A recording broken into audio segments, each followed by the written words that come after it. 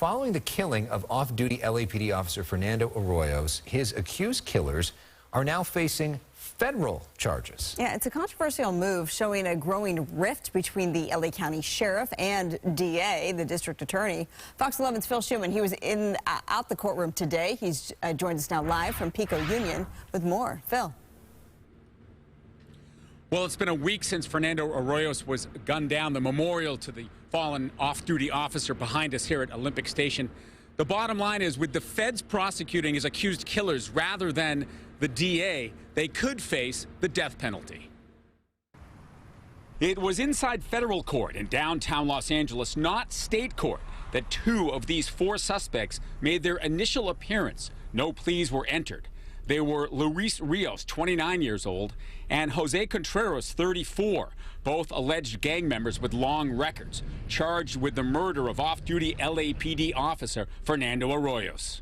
Additional gang and weapons and racketeering charges could send the accused killers to prison for life without parole or even end in death sentences. We definitely had conversation with the local DAs, and their response was not satisfactory to the gravity of the situation.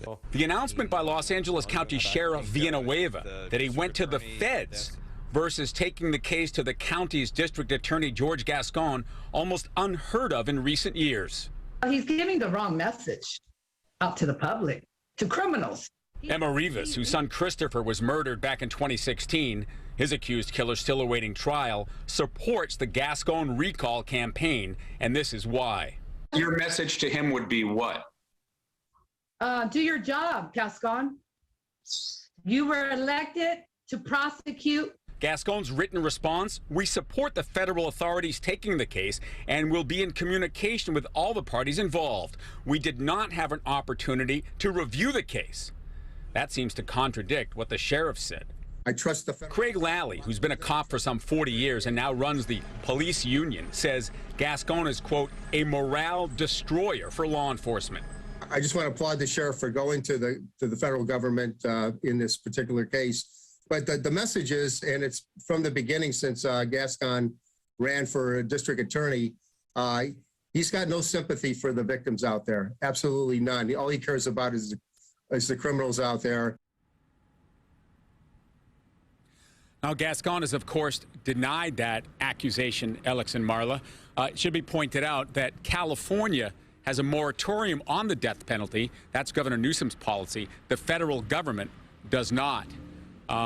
This is just a huge, huge development, though, in the political circles here in Los Angeles County. This just has not been done before. Alex, Marla? All right, let's talk more about this right now, Phil, with the former district attorney of Los Angeles County, Steve Cooley. Mr. Cooley, thank you. Good to see you. What is your sort of immediate reaction to hearing this? Well, it is unprecedented, with one exception. The Beverly Hills Police Department also referred a robbery where a gun was used, where a woman was shot, another individual had their head cracked open, and a $500,000 watch was stolen by gang members who had priors. And the Beverly Hills PD, not trusting Gascon because of his policies, referred that to the federal authorities for prosecution. So this instance is not unprecedented, but quite frankly, put the two of them together, it is unprecedented. Of course, we have an unprecedented district attorney who does not follow California law, does not file charges appropriately. Going back to Gascon saying that he didn't have an opportunity to review the case, Sheriff Alex Villanueva seems to say that he did. Is that typical protocol? I mean, can you legally get away with just bypassing the DA altogether? Absolutely, because the federal authorities, U.S. Attorney, also has jurisdiction which they share with the Los Angeles County DA. However, historically, they would go to the district attorney's office because they would file appropriate charges under the circumstances. Gascon announced 2 minutes after he was sworn in, he is not going to file gun charges. He's not going to file gun and gang enhancements. He's not going to file prior felony, violent, and serious convictions. He's not going to file or pursue consecutive sentences. He's not going to pursue great bodily injury. So Alex Villanueva doesn't need to talk to this guy. Alex Villanueva, our sheriff, actually probably read the directives that Gascon issued. So this is all predictable. Gascon shouldn't be surprised. But isn't that kind of what Gascon ran on? I mean, I know you were No, he did not. a fan of Jackie Lacey, but you don't. I mean, he ran basically suggesting that this would be the direction that he's going. Actually, that is not the case. He ran sort of a subtle campaign of maybe being a little soft on the death penalty. He never said he would not attend parole hearings with the next of kin of murder victims. He did not say he would abandon all of the enhancements as he has done. He did not say he would not pursue consecutive sentences. He did not say he would always seek the least potential sentence. He did not say he would never oppose parole for killers. No, the public got duped. And now they're waking up and they're learning. And they're learning because we have a sheriff who's actually taking a firm stand and pointing out what's wrong with this district attorney. Phil, go ahead. Mr. Cooley, thanks for coming on with us. Quick question and then a follow-up. Do you support the Recall Gascon campaign? I support the recall of Gascon thoroughly and completely with my time, energy, money, and I hope everyone else does too. Why is it that while Villanueva is openly declared warfare, do you think that Police Chief Michael Moore is much more diplomatic and reluctant as a head of the LAPD to do the same? Michael Moore has to answer to Mayor Garcetti. Mayor Garcetti was a Gascon endorser and supporter. Michael Moore has a city council he has to deal with, whereas Alex Villanueva, he is an independently elected, countywide constitutional officer. And he just happens to have a lot of guts and a lot of courage, and he knows what he is doing when it comes to proper law enforcement. He's doing a great job. Can you imagine had this happened to you? If you're Gascon right now, what do you think his strategy is? He'll hide out behind his San Francisco-based spin doctors and try and dissemble and try and get away with it and hope people forget. That's just who he is. He will not face up to the truth of what he is, which is a miserable DA who does support the criminals enthusiastically and abandons victims at every opportunity. Has he ever reached out to you? I mean, sometimes when somebody's in a job, they'll reach out to their predecessors. Have you had conversations with him? And if you were able to have a conversation with him, what would you say to him? If I were to have a conversation with him, I would say he's not a student or worthy to be District Attorney of Los Angeles County. And for the good of everyone, he should resign now. Pretty simple. But he never reached out to you?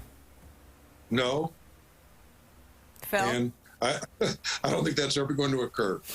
We've drawn the line. We want to recall him. We want to get him out of Los Angeles County, out of our justice system. Phil, go ahead. But this isn't just a political power play either. I mean, this affects people's lives, whether we have hardened criminals back out on the streets. Some people might view this as, you know, a dispute in the halls of power, but it really affects everybody who could be a victim of crime, does it not? Bill, you're totally right. Because of Gascon's policies, people are going to die. They are going to be murdered. They are going to have their homes invaded. There are going to be other crimes that occur just because of Gascon's policies. There's no doubt about it. This is easily predictable. When you don't put the very bad people in an incarcerated setting, you're going to have them out committing these sorts of crimes. It's happening in Beverly Hills. But his it's point, happening all over Los Angeles. let me just follow up briefly. I mean, his point, and he talked about this at length on his year anniversary, is that if he sentences a gang member convicted of murder to, say, 50 years, an additional 20-year enhancement for guns or for gangs is not a deterrent to crime. He's going to die in prison anyway. Is that not a legitimate argument? No, it's not a legitimate argument because he won't sentence people to 50 years in prison. He will not file the enhancements or allegations that allows for a 50-year sentence. He just 2 weeks ago had a minor who was very close to the age of 18, who executed a person during a robbery with a gun. He allowed him to go free after less than 6 years, after he'd already been sentenced to 50 years as an adult. No, that argument, his statements, it's just more dissembling, more deceiving, more misdirection from Gascon. Very simple. Well, Steve Cooley, you make it very simple. Your point is very clear. We have reached out to George Gascon for more than a year, inviting him to come on and share his perspective. And every single time we've asked, they either don't reply or turn down the invitation. We hope he will change his perspective. We'd love to share his perspective, but he needs to step up and actually share it. Steve Cooley, thank you for sharing your perspective. Great to see you. And Phil, Thank you very much. Thank you for your reporting, Thank Phil. you.